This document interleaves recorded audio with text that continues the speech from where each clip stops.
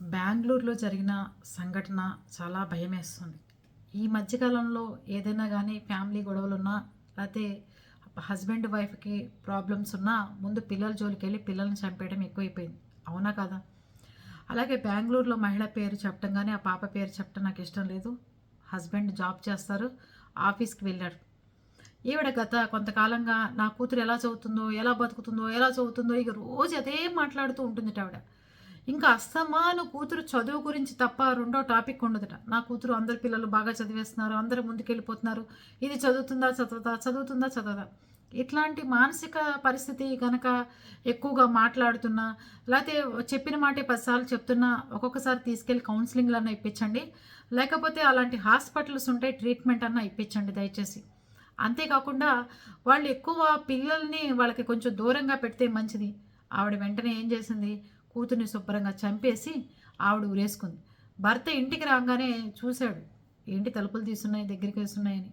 చూసరికి ఇద్దరు చెరువు వైపున పడిపోయి ఉన్నారు. ఆవిడేమో ఉరేసుకునుంది. మరి ఇంకా రేపొద్దునకి అది తేలాల్సి ఆహ్, ఆహ్, జరగాల్సిన కార్యక్రమాలు ఇవన్నీ ఎన్నో ఉన్నాయి. పొద్దున్నే తెల్లారిన దగ్గర నుంచి ఆవిడకి పిల్ల ఎగ్జామ్స్, పిల్ల చదువు, పిల్ల ఎగ్జామ్స్, పిల్ల చదువు. ఇదే టెన్షన్‌తో ఉంటోందిట.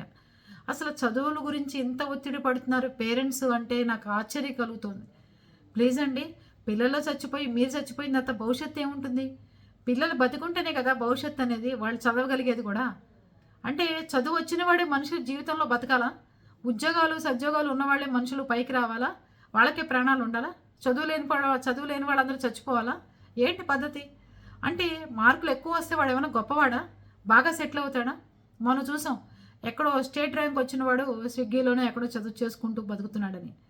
ఇవన్నీ చాలా ఆశ్చర్యం కలిగించే విషయాలు. పేరెంట్స్ కూడా ఇంత మూర్ఖత్వంగా ఉన్నారా అంటే.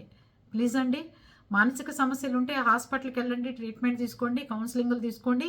అలాంటి వాళ్ళకి దగ్గరుండి పెద్దవాళ్ళే తీసుకెళ్ళి అప్పచెప్పండి తప్ప, ఇలా పిల్లల్ని వాళ్ళ దగ్గర పెట్టి మీరు వెళ్ళిపోతే వాళ్ళు ఏదో రకంగా ఏదైనా చేసే ప్రమాదాలున్నాయి. అర్థం చేసుకోండి.